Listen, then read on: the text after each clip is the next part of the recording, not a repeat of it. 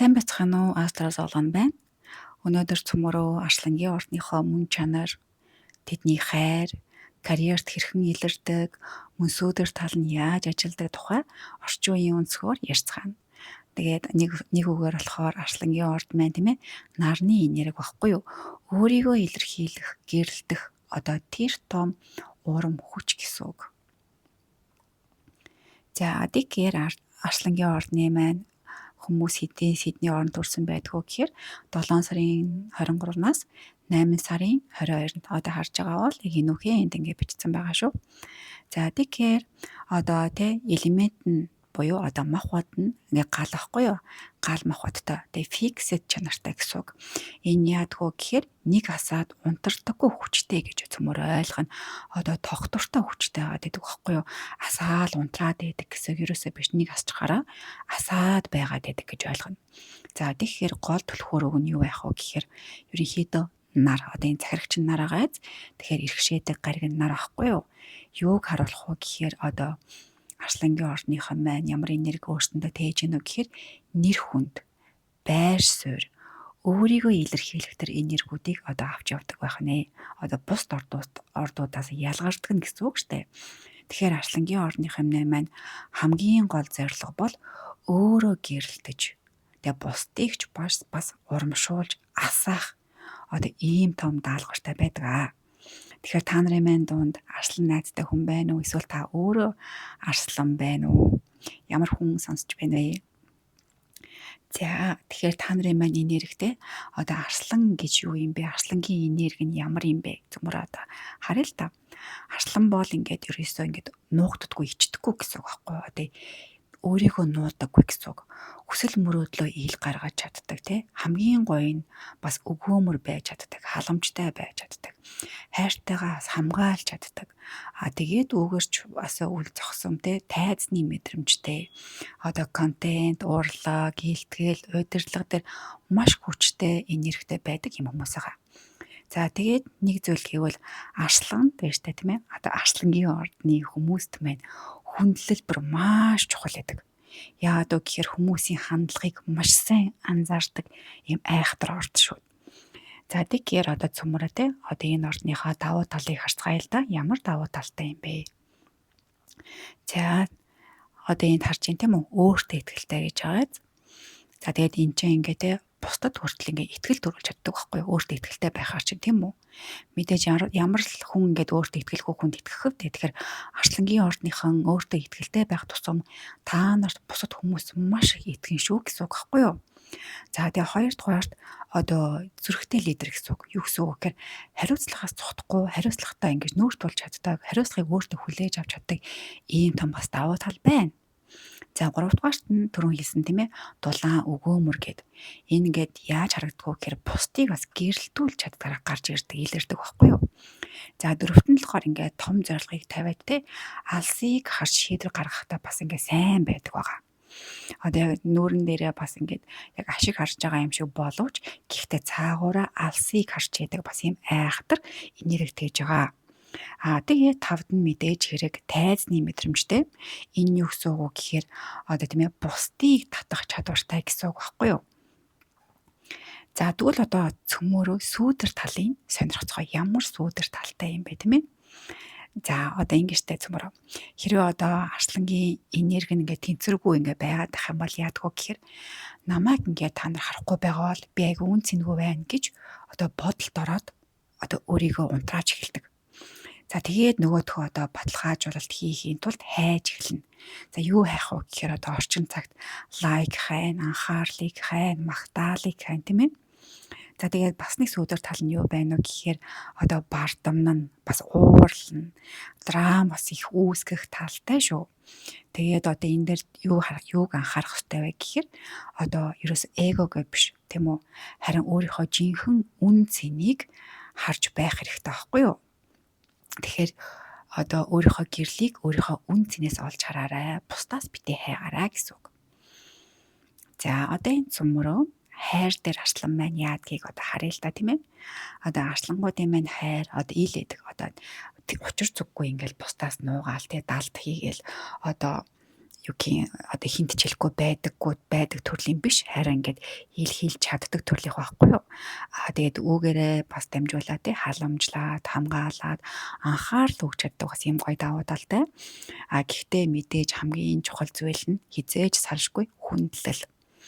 Арслангийн ордныхныг та нар маань хүнийг хайрлаад буцаагаад өөрсдийг чи хайрлахын тулд та нарыг айгүй гой хүндлүүл маш их энержин улам их асаж гэрэлтэж дүүрдэг. Тэгэхээр хэрвээ энэ бичлэгийг одоо Арслангийн ордын хостой хүмүүс үзэж байгаа бол та нар Арслангийн ордныхаа хүмүүсийг айгүй гой ингээ хүндлээд өгөх юм бол тэд нар чинь өөрийг чинь бүр илүү хайрлаад одоо халамжлах болно. За мэдээч хэрэг одоо доромжлол үл тоомсорлсон одоо тийм зүйлсийг бол хайр гэж ойлгоход маш хэцүү. Юу гэсэн үг гэхээр одоо хайртай байх юм бол тийм ээ Арслангийнхан маань өөрийг чинь одоо үл тоомсорлохгүй, өөрийг чинь доромжлохгүй гэсэн үг байхгүй юу? Арслан өөрийг чинь хайрлаж л байвал доромжлохгүй, үл тоомсорлохгүй.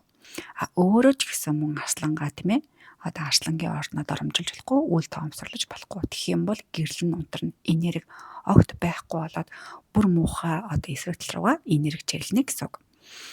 За тэгээд одоо Арслангийнхантайгаа харилцах одоо түлхүүр нь одоо ямар түлхүүр байх юм бэ гэхээр айгүй гоё одоо үннээр те одоо хуурамч биш одоо жинхнээсээ тэднийг магтах хэрэгтэй. Одоо тэр магтаал чинь үнэн байх ёстой гэсэн үг байхгүй юу?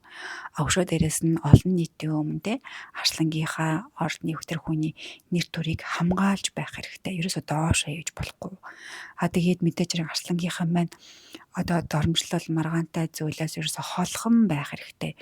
Тэгэхгүй яг тийм юмд өртчих юм бол та нарын дотоод нөгөө нэг хүлээж авдаггүй энерги чинь асаад зөрчил үүсгэх бас юм сул тал гараад ирдэг байгаа шүү. Анхаарах ёстой нэг зүйл атаархах энерги одоо тэр сэтгэл байх юм бол багасгахад ерөөсөө буруудахгүй. Тэгэх юм бол энерги чинь илүү их сайжирнаа.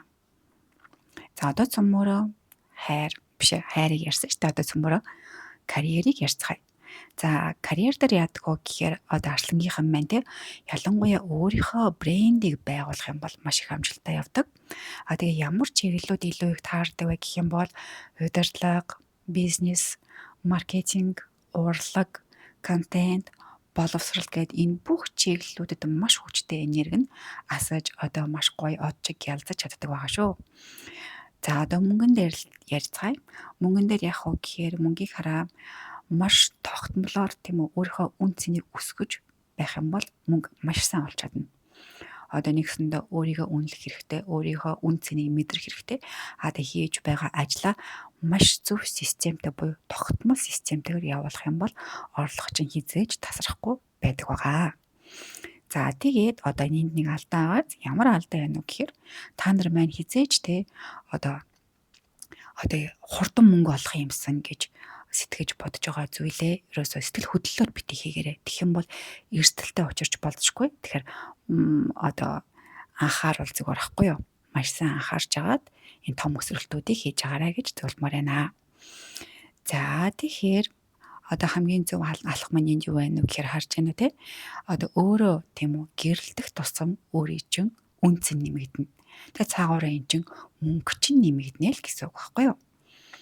За тэгэхээр орчин үеийн сэтгэл зүйдээр цөмөр авч ярилцъя л да.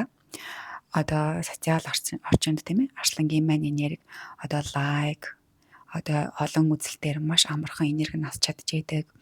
Гэхдээ бас нэг занг байдаг байхгүй юу? Ямар занг байна вэ гэхээр одоо өөрийгөө битээ тоогоор хэмжээрэй. Ерөөсөө тэр занганд ерөөсөө орж болохгүй. Айгуу тийм эрүүл бодолтой байх хэрэгтэй. Ерөөсөө би ярваа нэгэн тооноос үл хамааран би өөрөө үнцэнтэй гэдэг л байх хэрэгтэй. Тэгээд өөрийн чинь шийдвэр тийм ээ одоо шийдэлчин маш тийм бүтээл гаргалгаатай. Тэгээд заавал боломжтой бол одоо спорт хичээлэх хэрэгтэй. Өөрийн чинь бид маш хэрэгтэй байхгүй юу? Яагаад гэхээр одоо нарны энергид иргэшээгдэж байгаа хүн учраас зүрхээ маш их анхаарч хэрэгтэй гэдэг. Тэгээд зүрхээ маш их анхаарч байх стагийн хамгийн гол нэг түлхүүр нь болохоор тасгал хөдөлгөөнийг ерөөсөй орхиж болохгүй байгаа шүү. Энд чинь өөрөө өөртөө тавьж байгаа маш том халамж, маш том хөрөнгө оруулалт байдаг байгаа.